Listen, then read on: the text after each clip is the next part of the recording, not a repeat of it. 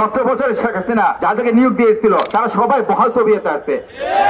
এই যে DGFI, NSI, এটিও, সিটিসি যে কর্মকর্তারা আছেন এরা সবাই ছাত্র জীবনে ছাত্রলীগ করেছে। এরাই কিন্তু আমাদের উপর এই আইনগুলো আবার প্রয়োগ করছে। এরা কিন্তু কোনো মেধার ধরে নিয়োগ পায় নাই, সব প্রশ্নফাঁস, স্বজনপ্রীতি। যে সন্ত্রাস দমন আইনটা শেখ হাসিনা আমাদের প্রয়োগ করেছিল, দীর্ঘদিন জেলে রাখা হয়েছিল। এবং আমাকেও এই সন্ত্রাস দমন আইনে যাবজ্জীবন সাজা দেওয়া হয়েছে। এই সন্ত্রাস দমন আইনটা আবার আইন হলো কাসামি ওই ভাইদেরও প্রয়োগ করা হয়েছে। বহু ছাত্রলীগ, যুবলীগ 5 আগস্ট ঘটনা যারা জড়িত তারা জামিনে মুক্তি পেয়ে গেছেন, তাদের কোনো সমস্যা হয় না, তাদের ক্লিয়ারেন্স লাগে না। অবশ্যই 17 বছরে এই ফেসিবাদ, এই ছাত্রলীগের যে ক্যাডারগুলি চাকরি পেয়েছে পুলিশ প্রশাসনে, অবশ্যই তাদেরকে বরখাস্ত করতে হবে।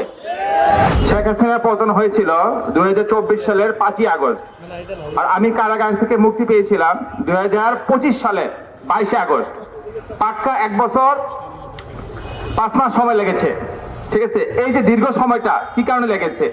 এই সময় কারণটা এই জন্য লেগেছে যে এই প্রশাসনের সব জায়গায় ফেসিবাদ এখনো রন্ধ্রে রন্ধ্রে আছে। আমার এই দীর্ঘ যে 5 আগস্টের পরে আমি দীর্ঘ 1 বছর কারাগারে ছিলাম, এই পুরো সময়টা আমি ছাত্রলীগ, যুবলীগের বহু ছেলেপুলেকে জামিন মুক্তি পেতে দেখেছি। যারা গণহত্যার সাথে জড়িত ছিল, এই ঢাকা শহরে যারা গণহত্যা করেছে তাদের 4 থেকে 5টা মামলা দেওয়া হয়েছিল, কিন্তু 1 বছরের মধ্যে তারা সবাই জামিনে বের হয়ে গেছিল। আমার জামিন হয় নাই। আমার মোট 3 বার জামিন চাওয়া হয়েছিল 5 আগস্টের পরে, 3 বারে হাইকোর্ট রিজেক্ট করেছে।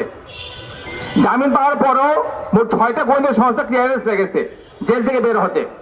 এগুলো পাওয়ার পরও বলা হয়েছে যে আইজি প্রিজন, কারা অধিদপ্তরের যে প্রধান ব্রিগেডিয়ার জেনারেল সেনাবাহিনীর, ওনার ক্লিয়ারেন্স লাগবে, নাহলে আপনি জেল থেকে বের হতে পারবেন না।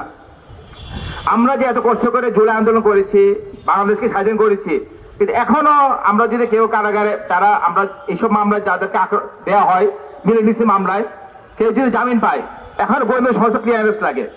আর যদি ক্লিয়ারেন্স না পায় তাহলে তার অবস্থা হয় সিলেটের আব্দুল্লাহ আল মাইমুন ভাইয়ের মতো। আব্দুল্লাহ মাইমুন ভাই 5 বছর জেল খেটেছেন এই ফেসিবাদের সময় থেকে, অনেক কষ্ট করে জামিন করা হয়েছে।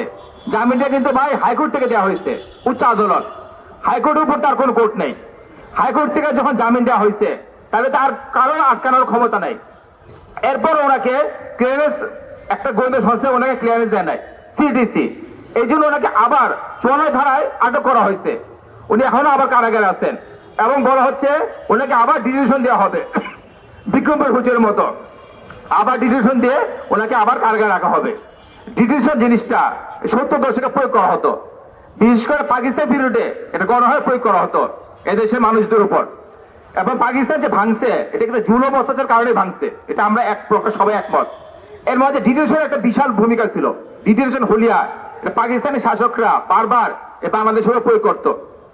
পূর্ব পাকিস্তান বা বাংলাদেশ যেটাই বলি, দুঃখজনক সত্য ডিটেনশন জিনিসটা আবার এই 5 আগস্টের পরে ইসলামিস্টদের প্রয়োগ করা হচ্ছে। এবার আদরম বিক্রমপুরের হুজুর এক জলদ উদাহরণ।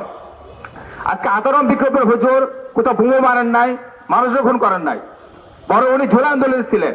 শেষে বলতে রাষ্ট্র সম্মান পাওয়ার কথা, সেখানে ওনাকে কোনো কারণ ছাড়াই এই যে ফেসিবাদের রাষ্ট্র ব্যবস্থা, সিটিসি, এটিও, ডিজিএফআই, এনএসআই, ডিএসপি, এই গোয়েন্দা সংস্থাগুলো কোনো কারণ ছাড়াই আতর বিক্রমপুরী ভাইকে 90 দিনে ডিটেনশন দেওয়া হয়েছে।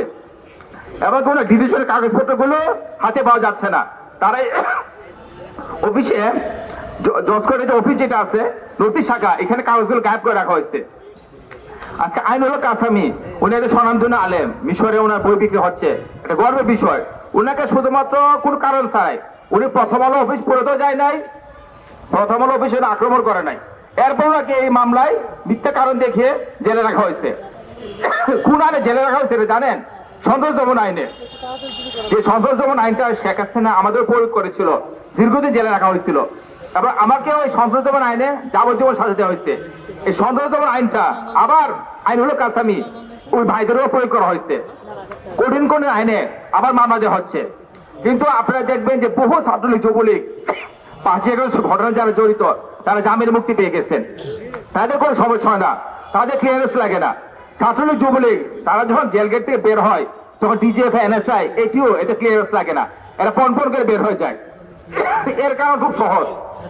17 বছরের শেখ হাসিনা যাদেরকে নিয়োগ দিয়েছিল তারা সবাই বহাল তবিয়তে আছে। এই যে ডিজেফাই, এনএসআই, এটিও, সিটিসি যে কর্মকর্তারা আছেন এই মিন্টো রোডে, এই যে পাশে মিন্টো রোড, আপনি গিয়ে দেখবেন এরা সবাই ছাত্র জীবনে ছাত্রলীগ করেছে। ঢাকা ইউনিভার্সিটি শহীদুল হল, মুহসিন হল, অমর শেখের হল, এইসব হলের হল সভাপতি ছিল ছাত্রলীগের, হল সেক্রেটারি ছিল, বিশ্ববিদ্যালয়ের বড় বড় পদে ছিল, এবং এরাই আজকে সার্কেল এসপি, এডিসি, টিসি এই পদগুলিতে আছে এবং বহাল তহবিলে চাকরি বাকরি করছে। এবং এরাই কিন্তু আমাদের উপর এই আইনগুলো আবার প্রয়োগ করছে। আজকে ইউনিট সরকার এত রক্তের উপর দিয়ে ক্ষমতা আসছে, শুধু এটা যদি তার উনি করতেন যে ফেসিবাদের সময় যারা নিয়োগ পেয়েছে এরা কিন্তু কোনো মেধার ধরে নিয়োগ পায় নাই, সব প্রশ্ন ফাঁস, স্বজন প্রীতি, গণভবন থেকে লিস্ট চলে যেত। আমি যে ডিবিতে ছিলাম দীর্ঘদিন 1 মাস রিমান্ডে ছিলাম, আমি ডিবির কর্মকর্তাদের দেখছি যখন এফবি আসছিল অভিজিৎ রায় হত্যা মামলা তদন্ত করতে এফবি আসছিল, আমি দেখছি যে ডিবি, এডিসি, ডিসি ইংরেজি কথা বলতে পারে না এফবি এর সামনে, মুখ তুতলাই, কারণ হলো তারা তো বিসিএসে আসে নাই, তার প্রশ্ন ফাঁস করে চাকরি পেয়েছে। মূল যারা মেধাবী ছিল এদের কাউকে শেখ হাসিনা চাকরি দেয় নাই, এরা আজকে টিচার হয়ে আছে। আর যারা ছাত্রলীগ করছে তারা আজকে বিসিএস ক্যাডার হয়েছে এবং এফবিআই সামনে তার ইংরেজিতে কথা বলতে পারে নাই। এটা আমার সামনে, আমি সাক্ষী যে আমি যে টিমে ছিলাম টিভি সাউথ, ওই টিমে ডিসি, এডিসি, এসি একজন এফবিআই সামনে ইংরেজিতে কথা বলতে পারতো না, তার মুখ তুতলাইতো। ঠিক আছে, এই পরিমাণ লোকদেরকে শেখ হাসিনা নিয়োগ দিয়েছে ছাত্রলীগ ক্যাডার, এরা বহাল তহবিলে আছে। এরাই আমাদের উপর এই যে আইনুল কাসিম বলেন, বিক্রমপুর হুজুর বলেন, সিলেটের আব্দুল আল মাইমুন বলেন, এদেরকে যে জুলুম নির্যাতন করা হচ্ছে 5 আগস্ট পরে তারাই করছে। এই জন্য আমরা যদি নতুন বাংলাদেশ গড়তে চাই, অবশ্যই 17 বছরে এই ফেসিবাদ, এই ছাত্রলীগের যে ক্যাডারগুলি চাকরি পেয়েছে বিশেষ করে পুলিশ প্রশাসনে, অবশ্যই এদেরকে বরখাস্ত করতে হবে। এবং এরাই কিন্তু গ্রুপ পুলিশে জড়িত। এই যে এতগুলি কোন দেশের আইন শৃঙ্খলা বাহিনী এইভাবে নিজ জাতিকে হত্যা করে না, যেটা বাংলাদেশে করা হয়েছে। এবং তারা করছে কারণ তারা ছাত্রলীগের ক্যাডার ছিল। অবশ্যই এদেরকে গ্রেফতার করতে হবে, এদেরকে আইনে আওতায় আনতে হবে। ঠিক আছে, আর আরেকটা কথা বলবো যে এখনো কারাগারে বহু ইসলামিস্ট বন্দী আছে, এদের অনেকের ফাঁসি আছে, লাইফ সাজা আছে, এদের জামিনের কোনো খবর নাই, জামিন চাওয়া হয় কিন্তু জামিন দেওয়া হয় না। যাদের ফাঁসির আসামি এদের ডেথ পেপার শুনানি বলে, এই ডেথ পেপার শুনানি করে সিরিয়াল নাই। আজকে আমার ভাইরা এখনো 200-300 ভাই কাশিমপুরে বলেন, ঢাকা কাশিমপুর কারাগারে এই অন্ধকার প্রকোষ্ঠে আছে, কঠিন থেকে কঠিন সাজা দেওয়া হয়েছে। আর আমরা যে আজকে মুসলিম দাবি করে থাকি, তো অবশ্যই আমাদের উপর ফরজ এই ভাইদেরকে মুক্ত করা।